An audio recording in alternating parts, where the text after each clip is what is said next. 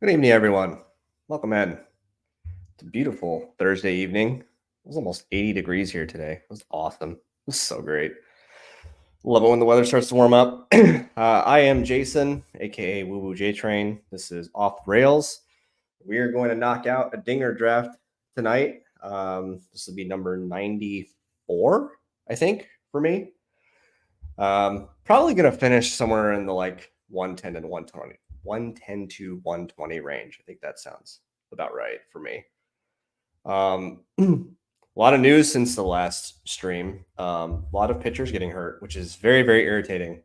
Yuri Perez's hands are made of paper. He can't stay on the field with blisters and cuts and all that, which sucks.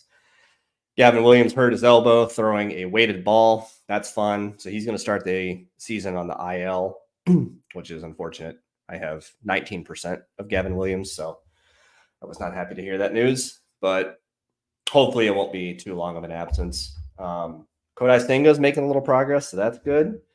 Garrett Cole is dead. His elbow exploded. No timetable for him. So lots going on. Edward Cabrera had a shoulder thing.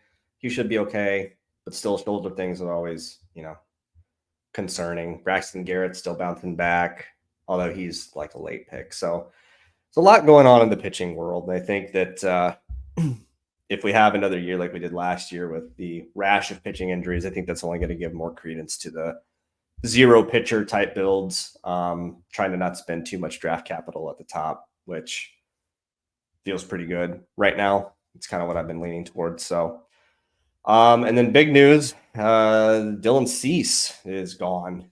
He has been traded from the White Sox to the Padres. The White Sox got a lot back for him. So I really do like that move for the White Sox. I don't trust them to develop those players at all. So hopefully that works out for them. But they did get a killing for him. So, but equally, that's a great move for the Padres. And Cease has looked awesome so far in spring. And when we look at just kind of comparing guaranteed rate field to Petco, Petco is definitely a better park to pitch in. So I've got park factors here. And we can see that guaranteed rate field actually was pretty neutral last year, which kind of surprised me because it's always been known as like a home run hitter's park. And maybe they're a little more neutral just because like they don't have home run hitters. So maybe that's part of it. But you can see Petco Park is way down there at 30th as far as total park factor. So that's an upgrade for Cease. So I like that for sure. And then when we look at team defense, I have to hold those up to you real quick. Give me just a second. Still trying to get this screen sharing on the fly down. Just went to Baseball Reference and just looking at standard fielding, and you can sort this any number of ways, but essentially this column, the number of runs above or below average the player was worked based on the number of plays made. So this is as a team. The White Sox are all the way down here at negative 64 with the Angels, Athletics, and Cardinals, actually. And then the Padres are all the way up here at 37. They are fifth by this metric. I like this one, are good. I have no idea what it means, but I just like the abbreviation are good because the White Sox are bad. So that stat confirms that. I have no idea what it means, but if you're second from the bottom and are good, that must mean are bad. So that's my interpretation of how that statistic works. Hey, what's up? What's up? Thank you for popping in. Yeah, I know, getting some reactions to the. I'm assuming the White Sox defense. Why do I have all these pop-ups going? Sorry, guys. Let's get rid of that screen. Noah, what's up, man? Thank you for popping in. Hopefully you can hop in this draft with us. I haven't pushed the button yet, but I'm gonna do it here in a couple minutes. I'm gonna give people an opportunity to kind of trickle in. So let's go ahead and pull up the lobby. And actually, before I do that, I'm gonna check and see where one of these lobbies is at, because I don't want to hop into a totally full one if. Oh, sweet. Okay. I'll go ahead and share my screen. This lobby needs 9 people, so it's virtually empty. So let's go ahead and fill this bad boy up. Hopefully we can fill this guy up pretty quickly. But yeah, going back to the Cease thing, that feels like a really good upgrade for him, both from a defensive standpoint and obviously I'm looking at last year's defensive stats. I don't have really much reason to believe the Padres are going to get much worse. The White Sox allegedly bolstered their defense this year. We'll see what happens there. But again, Cease has looked awesome this spring. I'm at about 16% on him, and that feels pretty good. I'm going to keep drafting him because he's one of those just absolute major spike week guys who can just go absolutely bananas. Any week. He could put up as many points as anyone. Ricky chiming in here, they bolstered their horribleness. Yeah, they did. Generally speaking, if your team is bad, adding Nicky Lopez and Paul DeYoung to the roster doesn't inspire confidence, shall we say. My favorite move they made this year, actually, was signing Martin Maldonado with the explicit purpose of helping the defense. And Martin Maldonado is coming off literally the worst defensive year of his entire career by far. I found that very funny when I saw that tweet. I think it was Heyman. I saw it from first. And I was like, is he good at defense though? Because he sure as hell can't hit. I know that much. So I looked at his defensive metrics, and he's been good his whole career, but last year he was ass. So I just love the White Sox. Like, yeah, we're going to bolster our defense, and he was not good last year. Something very comical and therapeutic, and laughing at that for me. So, God, that franchise is such a disaster. I was watching the latest Stacking Dingers episode. They've got a channel here on YouTube that's Dark Sheep Baseball, B3ISBOL over on X, Nez, and they had guy named Jacob on today, Jay Baconator. You see him in the Discord, and it was a fun episode. But between the kind of subtle clowning of the White Sox organization, and then some chatter about a late round outfielder I really like, I really enjoyed that. It was just kind of confirmation bias central for me. It was fun. But if you haven't seen the Stacking Dinger guys, go watch them, especially if you're new to Underdog, the MLB best ball format. I believe it's their 4th episode. They do just like a really introductory, introducing the scoring and just talking about some high level stuff that I found, even doing all the drafts that I have and being, not new to this, I still thoroughly enjoyed that breakdown that they did. So they've got some good stuff going on over there. We're only waiting on 3 more people. This is filling up okay. I'm hoping we should be fine, but I'm hoping that this contest, the fill rate keeps up and we get a full contest. But it wouldn't surprise me. I mean, we're 2 weeks away from opening day, so there inevitably will be a wave of new people, casuals, just kind of dipping their toe in, people chasing overlay, stuff like that, if they think it won't fill. So those lobbies are going to get pretty interesting. They're already starting to get pretty interesting. Seeing some weird stuff out there. So this might be a good opportunity to take advantage of it. And I actually kind of wish I would have held back on my drafting a little bit more, so I could crank out like 40 or 50 in this last 2-week period to kind of take advantage of what I think may be some easier lobbies, because I know we've got some guys who are pretty sharp who have already maxed out the contest, so we won't see them again, unfortunately. But I don't know. We'll see. So one more person to fill this thing up, and then we're off to the races. Let's do let's check in on our exposures while we wait for this.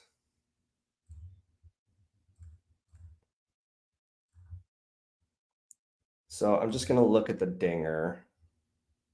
Let's do this. All right. Here are my top guys. Not much has changed with those top two. I've been all over. Chapman is still 2 rounds too cheap. I don't love San Francisco for him. That kind of sucks. But Rhys Hoskins' price is very, very fair now. I still think there's some room for him to go up a little bit. And I love stacking bits and pieces of Milwaukee. I mean, anytime I can take my Trout, I'm going to. I feel like we forgot how good this dude was. And he's going to be a huge part of my overall performance this year because I'm using a second round pick on Mike Trout, and I've got him in almost 30% of my dinger entries. So if he gets hurt or if he's, not that dude anymore, which he's only 31. This isn't football where like once you hit 31, they're like, oh, hey, sir, do you need your walker to go play? It's a little different in baseball. So I don't think he's washed yet, but we need to see him on the field. So, and then let's just look at the pitchers. I really backed off of Carlos Rodon, but he's still my 5th highest owned pitcher. He looked a lot better in his last start, so I felt good about that. And the draft started. Sorry, guys, I didn't realize that. So we've got Noah grabbing the 102, grabbing Soto. Let me go to the draft so this actually shows right. Sorry. Never streamed before. And I got the 6. So we've got Noah at the 2 here. Hold on, let me make this pick. I'm just going to keep drafting Fernando Tatis, and I'm not going to stop. I was hoping that one of those first 5 guys would fall to me, but I'm just going to take Tatis and move on. I see Roofing Man is in this draft. Roofing Man, I'm not sure if you're in the chat or not, but I see you in here. And then we got there you go. Number 116 for Roofing Man. And Rally, thanks. I was trying to think of a clever Dylan Cease pun,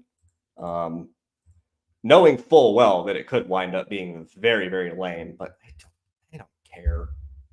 I found it funny, so I made it the thumbnail, title, whatever, and it is what it is. This is the first time I'm seeing the My Rank thing. They just added this on Underdog. So like if you upload your own rankings, it'll have your rank listed, and then you can sort by ADP. You can sort by projected points if you want to. And I think that's really cool. I just use the default rankings for the most part because like I kind of know who I'm looking for. So very, very standard. First 10 picks are all outfielders. That happens in pretty much any draft. Every once in a while, you'll see somebody in like the 4-hole get like Bobby Witt or Freddie Freeman or something, which I don't really have a problem with that at the later part of the draft. But if you're passing on Shohei Ohtani to grab Bobby Witt or something, I think that's a pretty massive mistake. So, Roofing Man grabbing Schwarber. Seeing that a lot more. People try to get ahead of this outfield cliff, pushing up Schwarber into that first round, that 12th pick. I've seen that happen a few times lately.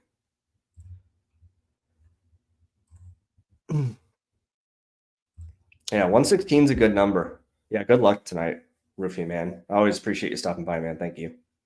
Noah, how many you got, buddy? You should have a decent bankroll because, like, you have been slaying NHL this year. So, kudos to you for all your daily success, Noah. I loved seeing those tweets, man. That's so awesome. I would get destroyed. I wouldn't even know. I wouldn't even know how to click somebody's name in NHL. I wouldn't. My brain would just shut down.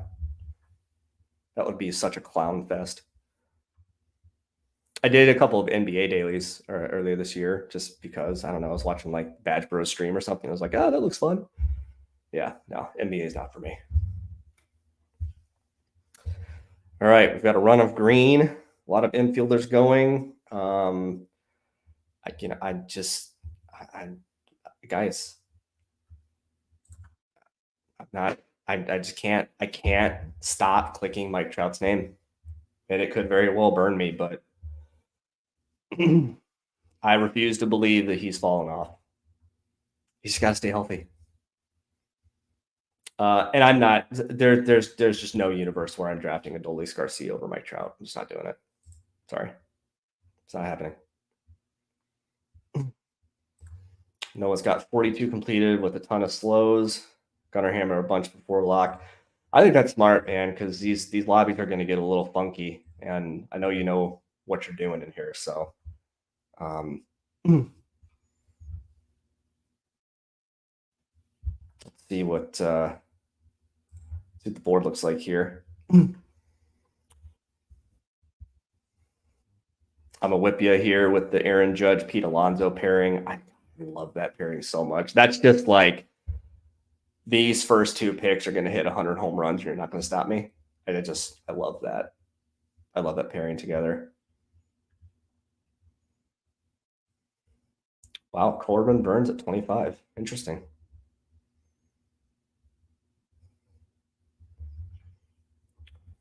I already know exactly what I'm going to do if it's there for me. I don't even need to look at the board. Although I may not be able to do it. Never mind. You ruined my life. I'm a whip you. Come on. What are you doing? Ruin my plan. Michael Harris. Let's do that. We're going to start 3 outfielders, and I'm trying to get more Michael Harris in my lineups. He's risen a little bit, so I kind of regret not taking him earlier in the year when he was a little cheaper. But he is looking really, really good in spring training. Carly here pointing out my sign. It looks good. You can't really see it though. I got to figure out how to. I'm gonna make my picture or whatever a little bit bigger. This overlay is jacked up. Hold on a second, guys. Is that any better? I don't like where that is. I don't want to block the list of players. All right, let's just do this for now. I'm gonna have to create my. I had a custom overlay made. No, no, dang it. All right, I'll figure this out for next time, guys. I'm sorry. Hopefully you can see that okay. I'll pull up the board though. That's a little bit better of a view. I just need to zoom out. But anyway, trying to get more Michael Harris in my lineups because he's been looking great in spring so far. And the Braves are just an elite offense. So I want bits and pieces of it. Starting 3 outfielders, committing that much draft capital. Probably going to have to shut down outfielder for a little bit, but we'll see how this works out. I know Noah loves doing infield in rounds 2 and 3. Yeah, that feels pretty good. Just the amount of raw points that can be scored by these top tier outfielders and infielders. It's one of the reasons why drafting pitching this early is so difficult to do. I'll do it with Strider. If I have an 11 or 12 pick, I'm trying to get some Strider in my portfolio because he's not a guy that I want to be too light on because he's insane. But like I have no Garrett Cole. I might have like 1 or 2 shares actually. But he shouldn't even be, if he's drafted, he shouldn't be until like the, I don't know, 14th round at this point because he's gonna miss a lot of time. And we may not see him this year, which is unfortunate. But yeah, no, I agree with you. That infield in rounds 2 and 3, especially if you're in the front half of the draft. Like if you can get like kind of what I'm a Whippia was doing here with Aaron Judge and then Pete Alonso. And then like if Vlad is there or if Simeon is there or Devers, Seager, like all of those guys feel incredible to pair together. We're going to be up in a little bit. A couple more picks. I really don't like drafting a pitcher this early. We'll see what happens. Cormer is making us wait. We wait patient. Oh, okay. Patient enough. Let's do Tatis, Trout, Harris. Oops. I don't have much Bo Bichette, and that doesn't feel great. So I'm going to go with Bo. And I pretty much have not drafted Blue Jays this year. I've got some Vlad because I don't want to miss the year that he does go nuts. I thought about Gausman there, but I'm a little worried about his minor injury he was dealing with recently. So, and I feel like I keep drafting Bregman over and over and over again, which is not a problem at all because Bregman's very good. But I don't know. Just wanted to get a little different. I have quite a few Tatis Trout starts, so I need to differentiate a little bit. Noah says Strider is the only pitcher I take at ADP until Luzardo usually.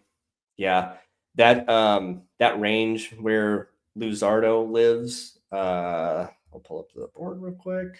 He is right in this range. So this is like 7th round territory. The like 6 through 8 rounds. That's where the pitching really. I think that's where we're going to make our money. Tariq Skubal going 48. He was going in the 60s, right? Yeah. So that's really early for Skubal.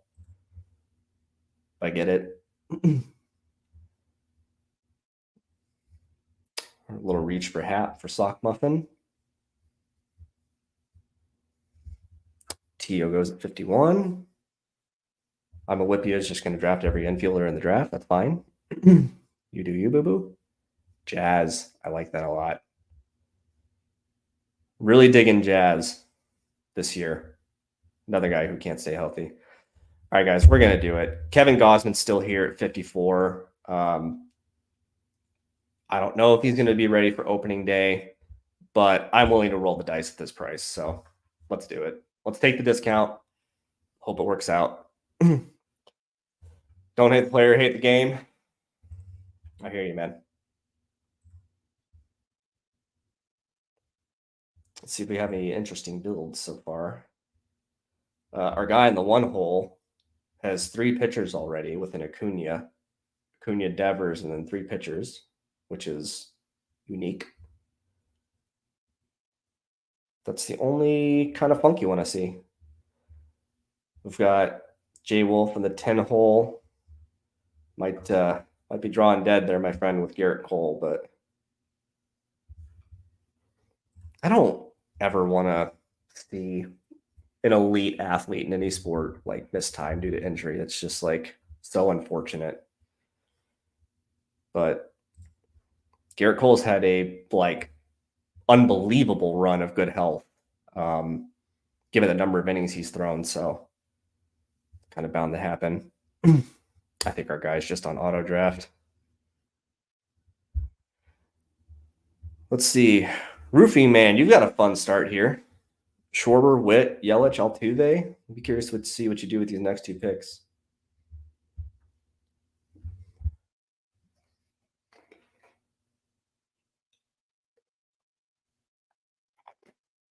I can't believe there's only 2 weeks to opening day, guys. Jesus, can't talk.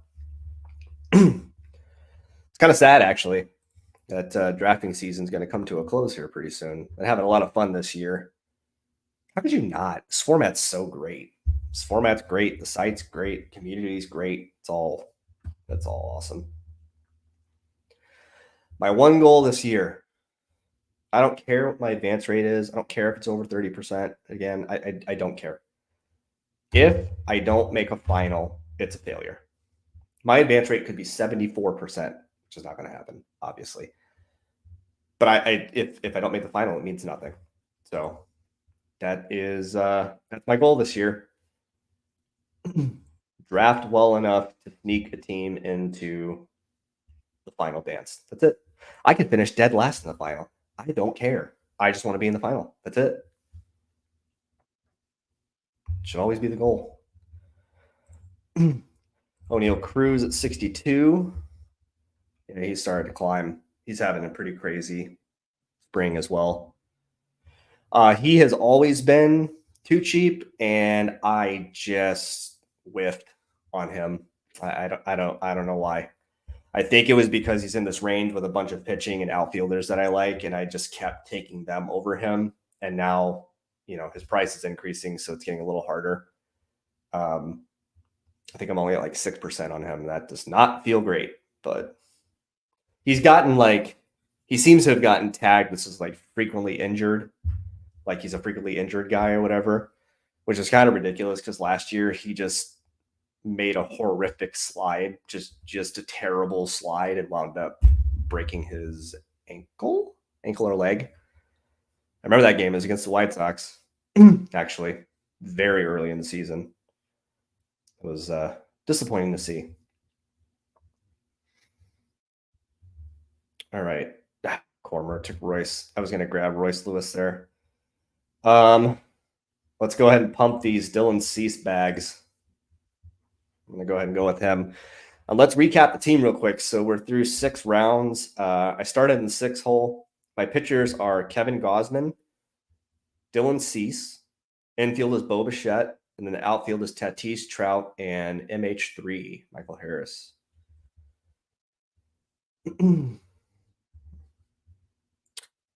Lane Thomas is a good baseball player. He's completely undraftable for me in this range. I have none. I had a little bit of him last year, actually, and he smashed ADP last year. Roofing Man gets it. It's finals or bust. If you don't make the finals, it means nothing. That's it. I just want to see at the table. I just want to be there with all of my finalist friends, and I want to lose to a team that has Andrew Benintendi on it, and cry myself to sleep. But know that even though I lost to a team with a 0 from Andrew Benintendi, I made the finals, and that's what's really important. And it was the friends we made along the way, right? Or something. I don't know. Anyway, pitching is falling in this draft. A lot of infielders and outfielders going.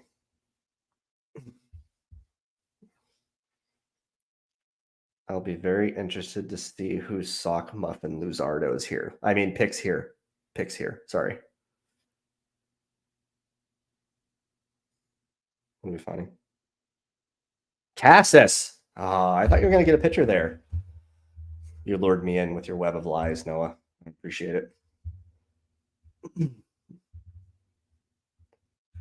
There's a lot of pitching left here. This is one of those drafts where, I don't necessarily want to have 3 pitchers through 7 rounds, but I have enough teams that I can warrant building kind of a pitching heavy team every once in a blue moon. So we're definitely going to draft a pitcher here. Blake Snell is too cheap, but will somebody in the universe please sign Blake Snell? He's probably not going to be ready for opening day. I have a ton of Grayson, which feels great. I'm going to go ahead and, I don't know, should I go Grayson or Freddie? You know what? Screw it. Let's go with the kid. Let's go with Grayson Rodriguez. Let's do it. Just banking on him being that dude this year. Noah laughing. A pitcher spot 70% of the time, have to stay balanced. Yeah, man. I appreciate that. And it's so hard to, you see that wave of purple there, and it's guys that you really like. And it's hard for me to not just fall in love with the same guys or the same range or the same builds over and over and over again. So you do kind of have to force yourself into that, 30% of the time that you're talking about where you do something different. But our guy, I'm a whip. You got Luzardo there. I mean, I would have called that from a million miles away as well. But he's one of those like Luzardo is perfect for this format because he's so spiky. His bad starts are really bad, but it doesn't really matter in this format. But his really good starts are really, really good. Shoot, let's pull up the board. Sorry, I've forgotten to do that the last few times. Wyatt Langford at 79. Did he go before Evan Carter? No, 57. Okay. I don't think those two are going to flip. Evan Carter needs to slow down. We've had a pretty massive run of purple here. A lot of pitchers going. I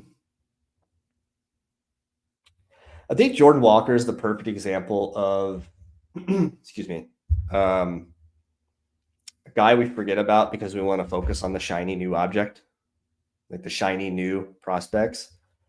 Jordan Walker is probably going to be awesome. We saw kind of glimpses of it last year. We want to see him lift the ball more. He was hitting too many ground balls last year. That dude's massive. Like, I don't think people understand how big this dude is. And he could be a problem. So I was really hoping that he was going to be mispriced. I was hoping like he was going to be in the 100 range or something like that when the contest first opened. But he's, I think, right where he should be. So I don't have too much of him, but that could be a dude I look back on and like, for all the talk that Wyatt Langford got, we kind of forgot that Jordan Walker was that dude. Is this Luzardo you're talking about, I assume? Because yeah. I mean, that was just coming for sure. All right, we are going to be up next. Let's do. Who do I have? Keep forgetting. Okay. We could do Glaber. He's projecting really, really well on the bat. He is like one of the better values on the board according to the bat. We could do the Yandy Diaz thing. Yandy boys unite, right, Noah? I think I'm going to do Yandy, actually. Did I miss it? No, I got him. Okay, cool. That was for you, Noah. We had was joking with Noah last year on Twitter about how we were going to start the Yandy Diaz fan club because we were both like in love with him last year. Yeah, see, you know, man, you come in, you show up, you hang out. I gotta show love. So Yandy's boys unite. But you're stronger performing teams on average with less injury risk. Not 100%. Oh, you're talking about zero. Sorry. Chat moved a little faster on me than I was ready for. So Noah says, I think zero pitcher is so strong. Data is super convincing, plus all the pitcher injuries compared to batters is so uneven. Yeah, that's true. The pitcher injuries is a problem. It's one of the reasons I'm just trying to spread out with a bunch of dudes and just hoping I have the right combination. So yeah, it was in regards to Luzardo. But yeah, you have stronger performing teams on average with less injury risk. That's true. The data from last year showed that zero pitcher, meaning like waiting until the 8th plus round to start taking pitching, worked really well last year. Last year was weird, I think, with a lot of failures at the top. So I didn't buy into that too much, but I'm really starting to lean into that mentality now. We've got a 3-2-3 build, and let's do. Gosh darn it! Keep clicking that. I have Tatis, so let's go ahead and take Bogarts here to stack with him. I don't really love Xander Bogaerts.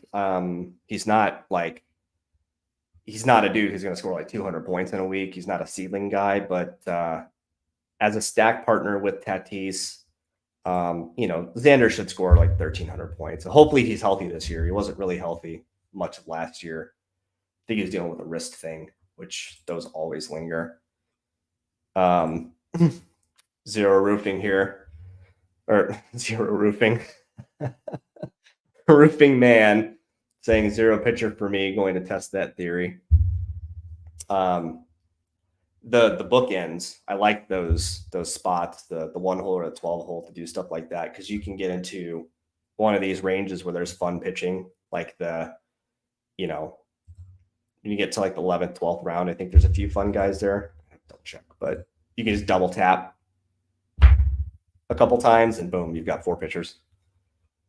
But yeah, the zero pitcher thing is it's real, and as that strategy continues to grow in popularity, I think we're going to see more and more people, even new people, to this game, embracing that.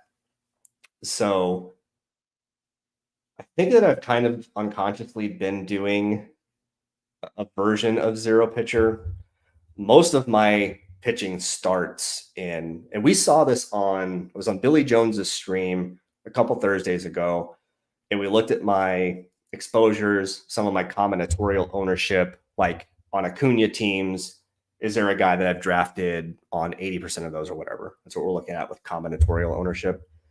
And then we also looked at positions by round that I had drafted. And my pitching number for like the 7th, 8th, 9th rounds was pretty large. And I think you could consider a zero pitcher build like starting there, grabbing a pitcher in that 7, 8, 9 range, and then just waiting a little bit later. So if that does wind up being the optimal strategy, I've kind of been doing that all along.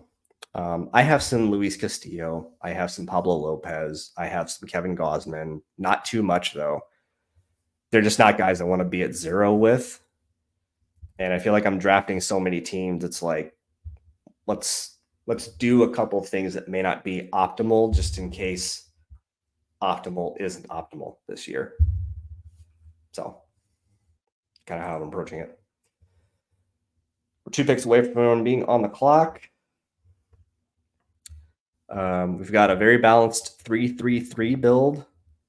I drafted 3 outfielders to start and have not taken one since. And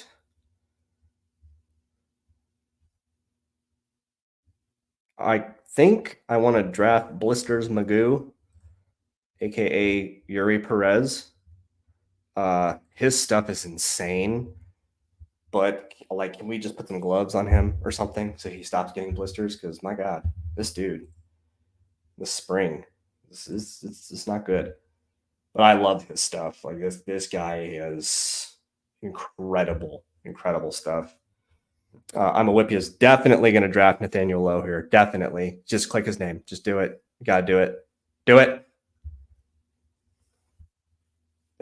Jackson Holiday. Boo. You got to love having a terrible mustache on your team.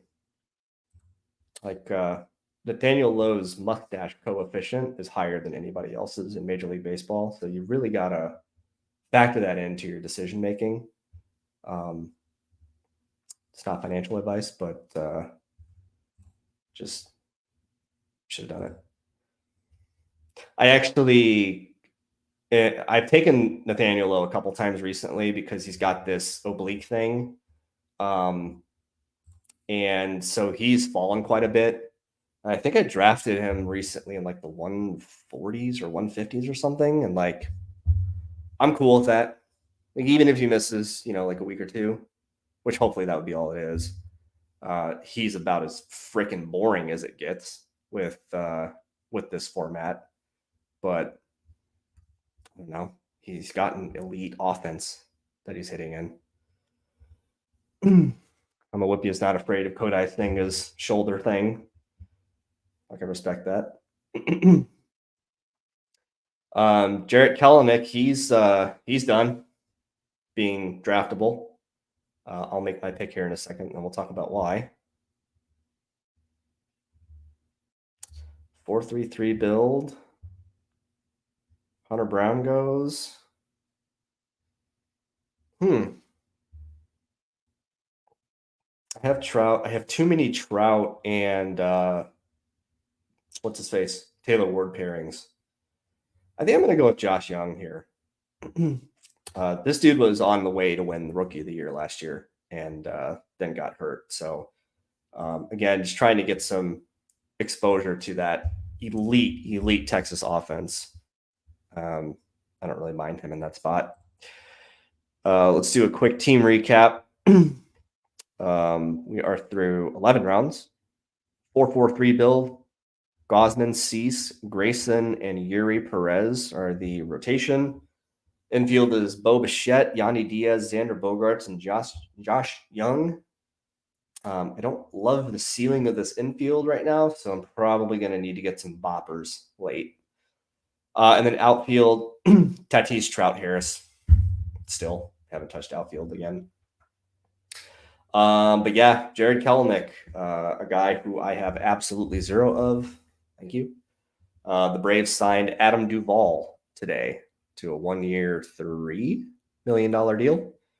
And it has already been confirmed that they're going to platoon. So Jared Kelenic is no longer an everyday player, and therefore, in my opinion, is, I wouldn't say undraftable, but his draft positions should not start with a 1. I think it should start in the 2s.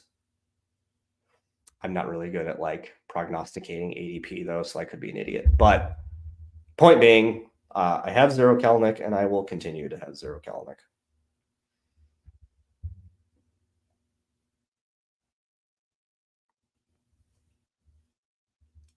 All right.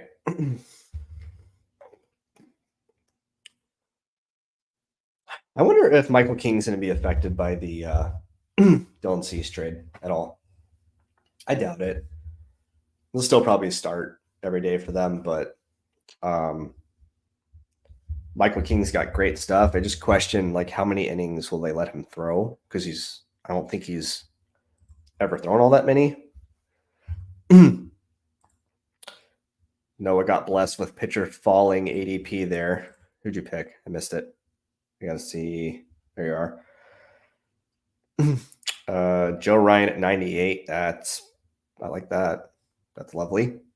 Shane Bieber and then Merrill Kelly. Dude, Merrill Kelly is like gonna be in my best ball nightmares for life. He completely ruined me last year in the playoffs. He just turned into Greg Maddux for no reason. Just so tilting. Shane Bieber's a guy I've been completely out on, not like 0, but pretty close to 0. But he did go to, I think, Driveline somewhere. He went somewhere, and his velocity was ticking up a little bit, which is a very, very good sign for him. Roofing Man has a bunch of Kelenic and Atlanta stacks. Rip. Sorry, Roofing Man. We weep for your bags. But let's be honest, Adam Duvall is going to, like, I don't know, sprain his ankle picking up a donut or something and miss 6 weeks at some point. So you're probably going to be fine. I'm going to go with the youngster. I could stack Ha-Seong Kim, but then just whatever. I like Tanner Bybee a lot. He's a really, really good young pitcher. The Guardians are a pitching factory, so I like him in that spot.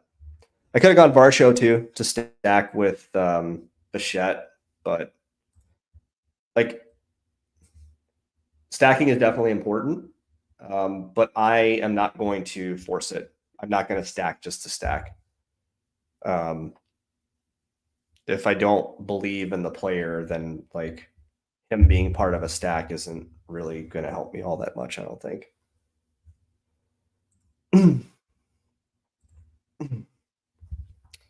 Oh, sorry, Noah. I misinterpreted you laughing in your previous comment. I thought you were laughing at Roofing Man's tears. So my apologies for misunderstanding. But yeah, dude, the Merrill Kelly just, oh my God. Like he just dunked his junk in my soup last year in the playoffs. It was so so bad. It was so annoying watching a guy who never struck anybody out just roll out there and like 11 strikeouts for no reason. Just it was just a tilt fest. He's one of the reasons I didn't make the finals last year for sure. I had none of them. So, after we are done with the draft, we'll recap a couple guys in here, y'all's teams. Just take a peek at them. Do I just do it? Do I just draft Ha-Seong Kim for the stack here? Who else is who's alive? Oh, all right, fine. Ha-Seong Kim it is. So we've got a 3-man San Diego stack here with Tatis, Bogarts, and Kim. If I wanted to get really saucy, I could grab Jake Cronenworth in the last round and make it a 4-man, but I'm not going to do that because I need somebody on this infield to hit some home runs. Somebody. So I'm gonna have to figure that out. I've got a lot of floor in this infield, but I don't have much ceiling. So I gotta iron out that little kink in this lineup here. Notice I'm not stacking that much. Combinatorial ownership is too chalky to pay off the benefit of the stack. I think that's a decent point, honestly. Especially with baseball, I don't really get too caught up in combinatorial ownership from a stacking perspective too much. Like if the two players have nothing to do with each other, like if I have 10 Acuna teams and Brandon Nimmo's on 8 of them, that's bad because they have nothing to do with each other. So if one fails, the other is dead in a lot of my shares. So from that aspect of combinatorial ownership, I think that's important. But stacking combinatorial ownership, yeah, I mean, there's going to be a lot of people who stack like Vlad Guerrero and Bo Bichette and George Springer or whatever, right? But it's just about having that team get hot at the right time to try to get you to the playoffs, or not just the playoffs, but to the finals. Noah's doing like 60% of his teams unstacked. There's smart people building similar teams by stacking the same players together. Yeah, absolutely. There are very, very chalky pairings. I lean more towards just play the best plays, but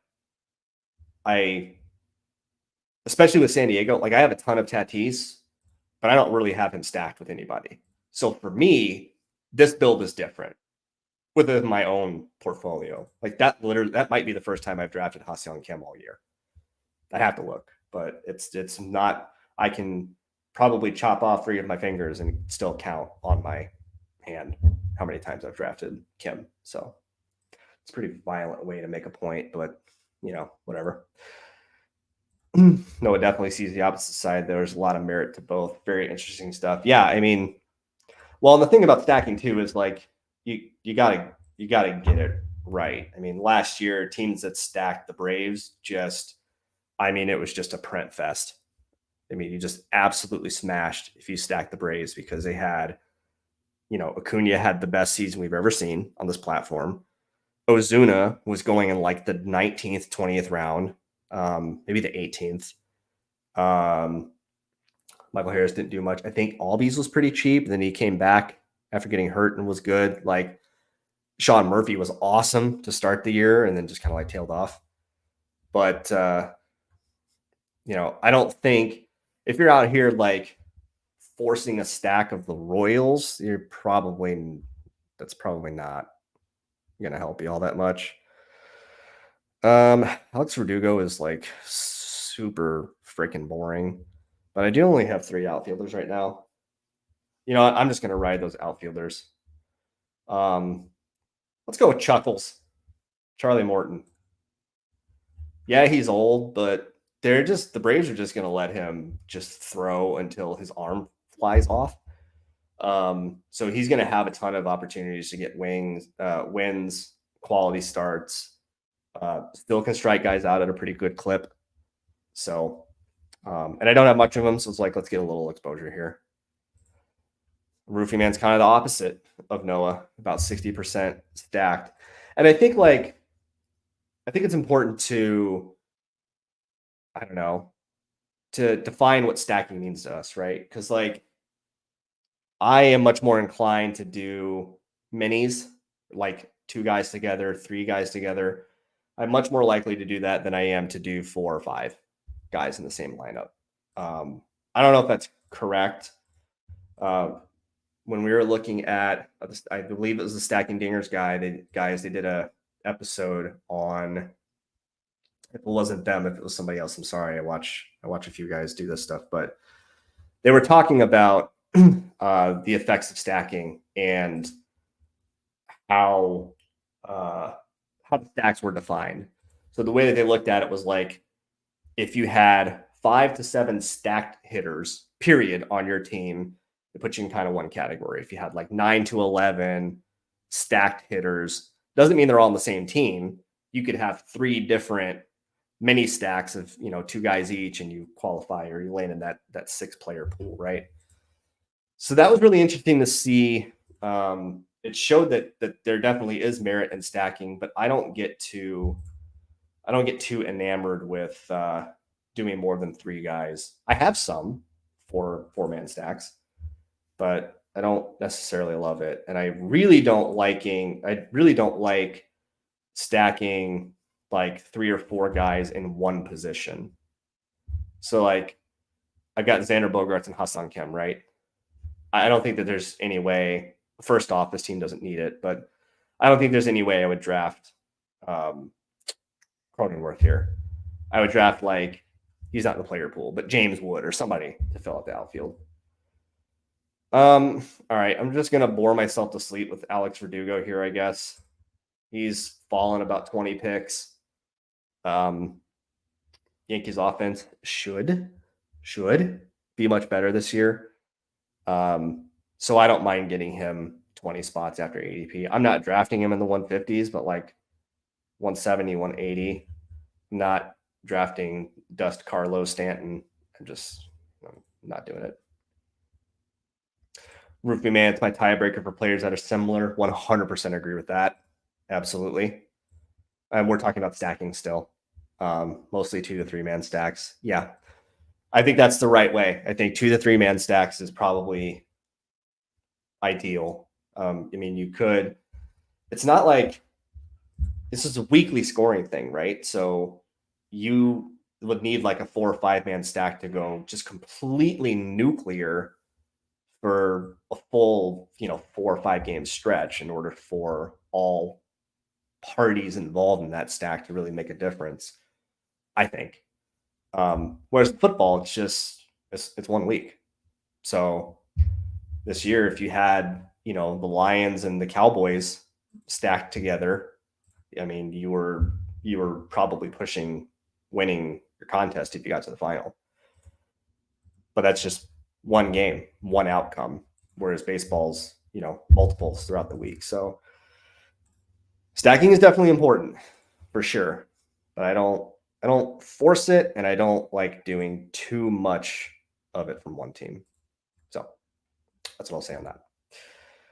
My apologies. I have not pulled up the board in like 4 rounds, so sorry.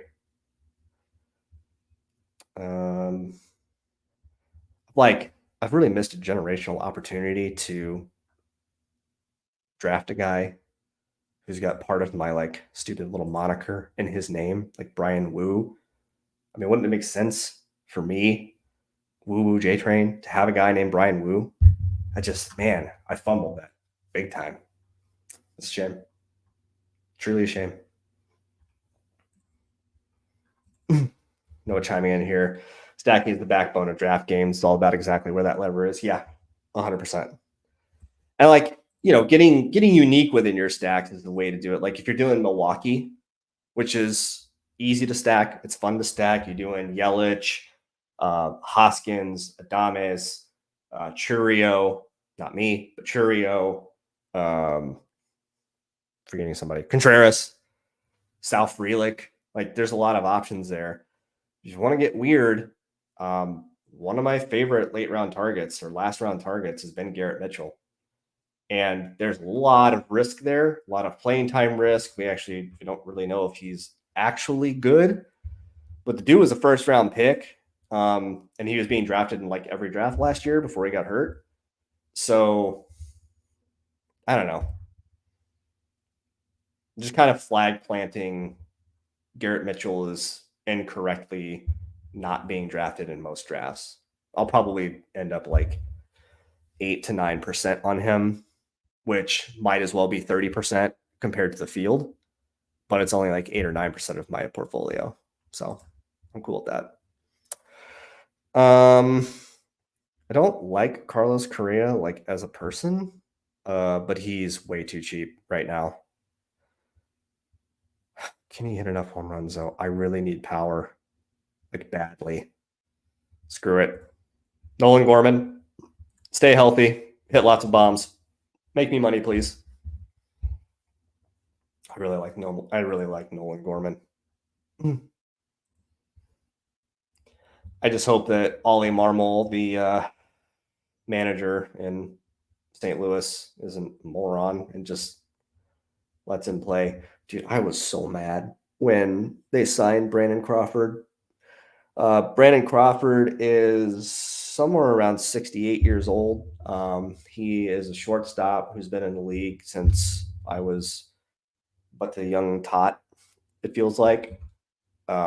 Really, actually, solid baseball player, but his best days are gone.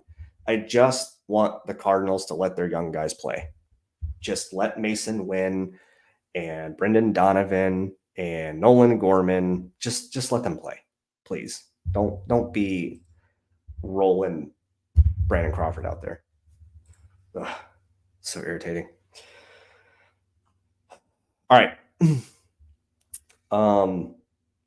Really started this outfield off with a bang, but I feel like I'm kind of needing another piece here.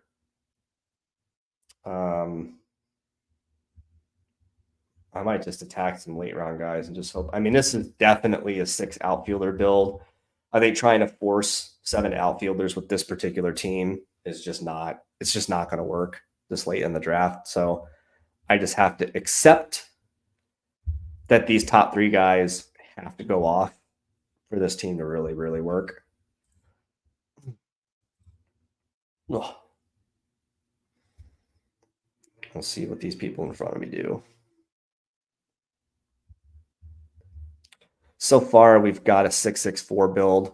So we've got Gosman, Cease, Grayson, Yuri Perez, Tanner Bybee, and Charlie Morton. And then the infield's Bo Bichette, Yanni Diaz, Xander Bogaerts, Josh Young, Ha-Seong Kim, Nolan Gorman. And then the outfield's Tatis, Trout, Harris, Verdugo. Projection systems really hate Joey Meneses. And I'm not like a Joey Meneses guy. I was completely out on him last year. His price was ridiculous. But he's going to play every day. And last year, he put up 1,157 points in this format. And he was playing with a hurt knee pretty much all year. And it obviously impacted his power. So I'm thinking maybe he's actually a decent hitter-ish. I don't love the Nationals ballpark. I don't really love their offense. But in the 17th round at pick 198, when I only have 4 outfielders, I just kind of want a guy who's going to be in the lineup every day and just hope he doesn't suck. I don't necessarily know if that's the right line of thinking, but just don't suck, Joey. That's all I'm asking. He was great in the World Baseball Classic last year. That was a lot of fun to watch. It's such a great event. we got a early Nelson Velasquez here. I'm a whip ya, buying into that. That dude has insane power. I question the playing time. I don't know if they're going to let him play every day, but they did. The Royals team name. They did release Hunter Renfroe recently. And I mean, that should bode well for Nelson Velasquez, right? Um, so, I wonder if that move was like to give Nelson more of a shot at playing every day. I don't know. We'll see what happens there. But Nelson Velasquez hits the ball very, very hard, extremely hard. So I was drafting him quite a bit when he was in the like 19th, 20th round. And then his price started to get a little too much for me. I don't want to be overexposed to him. Yeah, you can dream. Yeah, you can. But I mean, he just seems like again, we look at archetypes of players who can succeed in this particular format where, yeah, it's over the course of most of the season, but the scores are week to week. Like, if he doesn't play 4 games in 1 week, okay, fine, you're going to get a 0. But if he happens to play every day in a week and he happens to just destroy the baseball, as is his profile, he's going to score you a lot of points that week. So, let's try to figure out. I think I'm going to do a 6-8-6 here. I think I might. I think this pitching staff is solid enough. And I just feel like adding another one is just beating a dead horse to a point. So let's do. Do we do the max? I cannot trust Rocco Baldelli to not screw around with these Twins playing time. But let's hope Max Kepler plays every day. He's got quite a bit of pop. I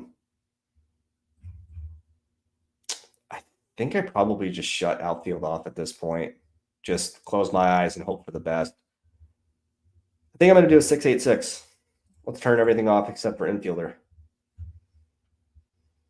And like I said, I need boppers. So you're going to see me draft 2 of my favorite late round infield targets that I think could hit 35 home runs each. God willing. A lot needs to go right for that to happen. But I think I've got a couple guys. And no, Josh Bell is not one of them. Never Josh Bell. Jack Flaherty's steam is real. He's looked awesome in spring. All right. I don't really like drafting catchers all that much, but Francisco Alvarez looks like he might be legit. Had a very solid rookie year last year. I think 35 home runs is obviously pretty lofty, but like he hit 25 last year and didn't play the entire season. Most of it, but not all of it. And in a rookie season, 25 home runs, I mean that's pretty solid. So I have quite a bit of Francisco Alvarez. I'm a big believer in him, in his bat. So just gonna kind of hope I get him right. I really think I'm landing on, and this may be wrong, and we'll find out as the season progresses, but I really think I'm landing on if I'm gonna have a heavy exposure to a batter. I think that I'm gravitating more towards having that heavy exposure be on one of these late round guys who may not necessarily always get drafted. And it kind of goes back to my Garrett Mitchell point. I have 9% of him. But if he's only drafted in 2 of every 10 drafts, I mean, my 9% might as well be, I'm not a math guy, but it might as well be like 40% because there's less teams that have him on there. So, I don't know if that's right to view it that way, but that's how I'm viewing it. And so I think that's kind of why I'm just like, trying to flag plant on these late round guys. Because like if a guy who's getting drafted in every single draft goes absolutely nuclear throughout the entire season, like Lane Thomas did last year, his advance rate was crazy. So there's a lot of teams that still have him. So if you have 40% of a guy who's now on 40% of advancing teams, I mean, your edge is kind of erased. But like if you overcommit to, I see you, roofing man. If you overcommit to a guy like Garrett Mitchell, right, and then so much has to go right for this to happen. But if he goes crazy, if he's this year's Lane Thomas or whatever, he's not being drafted that often. So you retain that edge of being, even if you're only like 10%, you're still well overweight compared to the field. So you retain that edge going into that next round. I've just been thinking about that lately, and I don't know if that's right. Hopefully there's math people who may watch this or whatever if you want to chime in if that line of thinking is just flawed, but I don't know, it kind of makes sense to me. Noah wasn't taking Alvarez for some reason, but realized 2 weeks ago I've been hammering him now to catch up. Yeah, he's just like, I feel like he just got forgot about for a while because there's always infielders to draft at the end. There is no shortage of solid infielders to draft at the end of the draft, and I think he just kind of like disappeared from our consciousness. If I really hated myself, I could draft Yohan Moncada, but I'm not feeling that sense of self-loathing this evening that would be required to do that. So I think I'll pass. And following my theme of loving left-handed power hitters with back issues on this team, Brendan Lau, come on down. I love this blurb. Back in action. I feel like that was a pun on Underdog's part. He's had some back trouble, and back trouble is never good. But Brandon Lau has a lot of power. Playing time is obviously a huge concern in Tampa Bay. His health is a huge concern, but I mean, the guy smashes the baseball, and I'm just hoping I get lucky with him. So let's refresh. Do I need to, or are we live? All right, see if I can view it. Last time I tried this, it didn't work. Shambles. I don't know why this is happening lately. You know what I'll do? I'll do this weird. I'll go to completed. I will do it here. And then I will look on my phone at our friends who are in the draft with us here, and I'll recap the teams that way. So sorry, it's not the optimal experience, but that's my stream. I can do what I want. So we had the 6th pick. I went with a 6-8-6 build, which is a little different than what I've been doing. Pitchers are Gausman, Cease, Grayson, Yuri Perez, Tanner Bybee, and Charlie Morton. And the infield is Bo Bichette, Yandy Diaz, Xander Bogaerts, Josh Young, Ha-Seong Kim, Nolan Gorman, Francisco Alvarez, Brandon Lau, so half the pool. And then the outfield is Tatis, Trout Harris, Verdugo, Meneses, and Max Kepler. So, y'all in the chat, if you want to, give me a grade here. What do we think? I think I'm worried about this infield not having much power, and I need a lot to go right for this outfield. So I don't know, C+. I don't feel great about it, but I don't hate it. There's outs to success here, but definitely not my favorite team that I've ever drafted.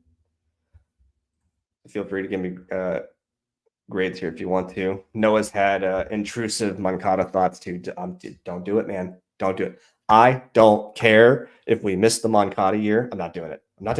I refuse. Absolutely refuse.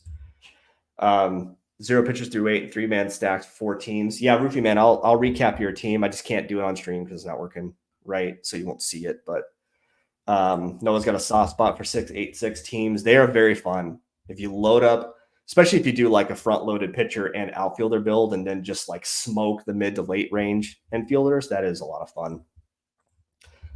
Noah loves the team 6-8-6, the right construction given allocation. I think it is the right construction too, given kind of how the draft went and what I needed.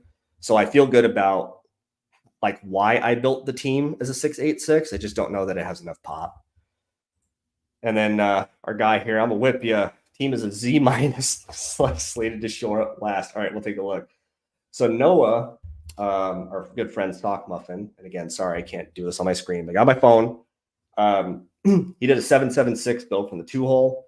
So he had Joe Ryan, Shane Bieber, Merrill Kelly, Kyle Bradish. Actually, kind of surprised at the Kyle Bradish pick that early. Eduardo Rodriguez, Kyle Gibson, and Aaron Savall. The infield is pretty nice. Trey Turner, Marcus Semien, Adley Rutschman, Tristan Cassis, Anthony Rizzo, Carlos Correa, and Michael Garcia. I like that.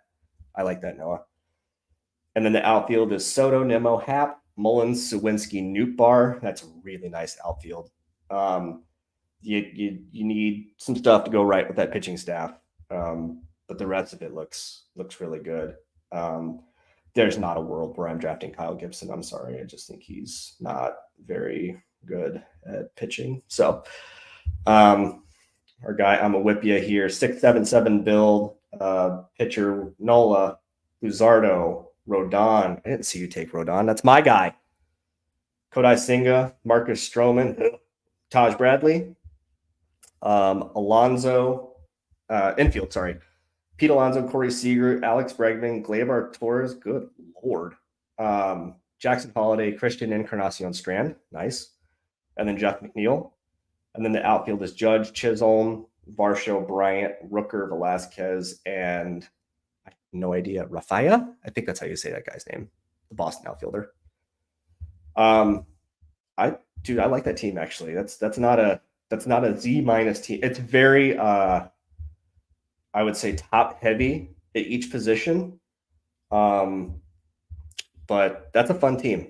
I like that build. And then our guy Roofing Man, 7-6-7, and the 12-hole. Pitching staff is Hunter Green. I love him this year. Joe Musgrove, Nick Pivetta, Brian Wu, Bryce Miller, Cutter Crawford, Ryan Pepio. I see you with the pitching stacks, Roofing Man.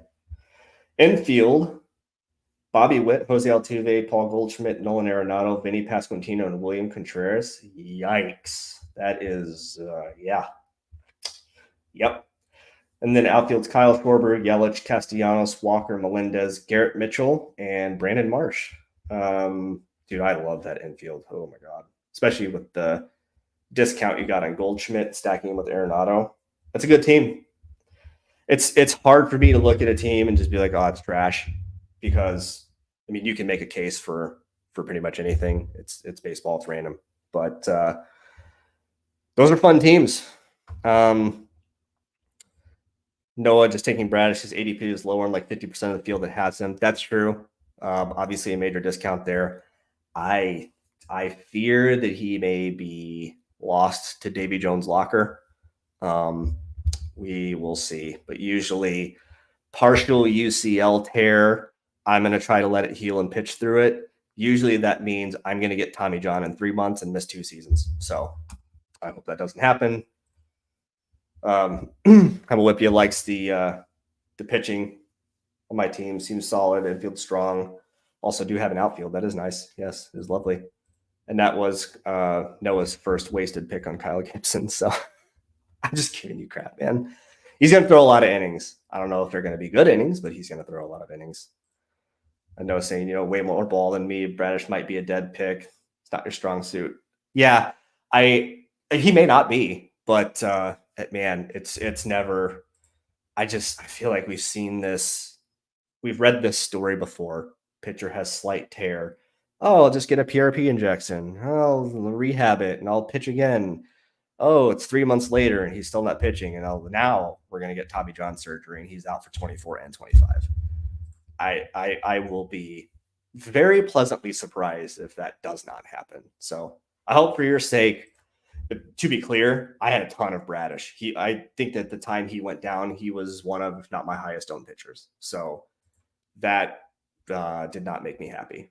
He was so undervalued, and it's just a nightmare to have him hurt. So we'll see if we get lucky. But I want to thank you all for coming out. If you haven't yet, go ahead and drop a like on the video if you could. I forgot to announce this. Please don't leave yet. This is crazy. I cannot believe the words that I'm about to say. Ready? On Monday, next week, Monday, 7 p.m. Central Standard Time, I will be joined by our friend Nez, one of the Badge Bros, one of the greats. Love watching this dude talk ball. I love it. Even if it's basketball or hockey, I don't care. Badge Bros streams are great. I think Nez is awesome, and he was gracious enough to agree to come on. So Monday, 7 p.m.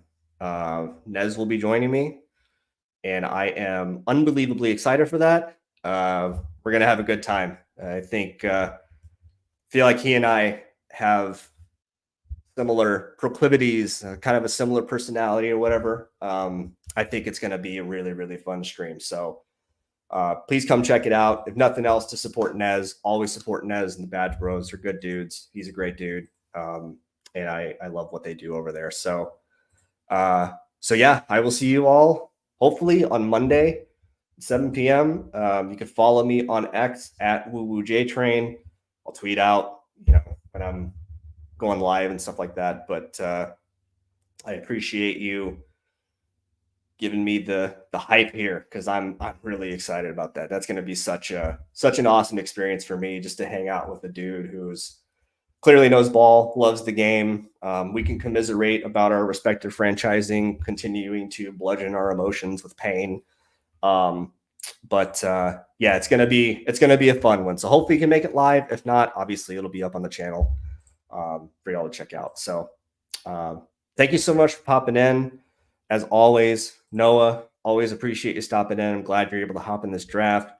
Roofing Man, thank you again, as always. Hala popping in as well. Ricky, my guy, love you, brother. Thank you so much for popping in. Had a great time tonight. This was a ton of fun. So we'll see you on the next installment of this clown show. Off the Rails will be back on Monday at 7 p.m. with our good friend Nez. I am Jason, aka WooWooJTrain, and I will see you guys there. Have a great weekend.